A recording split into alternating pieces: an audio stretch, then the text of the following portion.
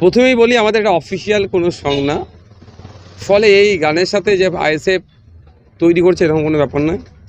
মানুষ আবেগে এগুলো তৈরি করছে এবং সাধারণ মানুষ এটা গ্রহণ করছে। এখন সাধারণ মানুষ থেকে শুরু করে উচ্চবিত্ত, মধ্যবিত্ত, শিক্ষিত সমাজ এখন সবাই পশ্চিমবাংলার গণ্ডি বাড়িয়ে, রাজ্যের গণ্ডি পেরিয়ে, দেশের গণ্ডি পেরিয়ে এখন আন্তর্জাতিক স্তরে গানটা পৌঁছে গিয়েছে। দেখছিলাম কানাডাতে একজন ভদ্রলোক এটা ভিডিও করে পোস্ট করেছে। ব্যাপারটা হচ্ছে আমি সরকার সাহেবকে শুধু মাস্টার ভাবি না, উনি একজন একটা মমতা ব্যানার্জি ঘোষিত একজন তিনি criminal, national human rights commission ঘোষিত তিনি একজন ক্রিমিনাল, মমতা ব্যানার্জি ঘোষিত একজন বোমা দেয়। আমি অভদ্রমূলক শব্দ বলতে পারবেন না একটা, কোনোদিন আমি খরচ করেছি আমার রাজনৈতিক কেরিয়ার, এক নম্বর। দ্বিতীয় কথা হচ্ছে সরকার সাহেব যখন রাস্তা দিয়ে যায় কেউ যদি ওনাকে চোর বলে ডাকে তারও দায়িত্ব নাকি আমার ঘাড়ে বর্তায়।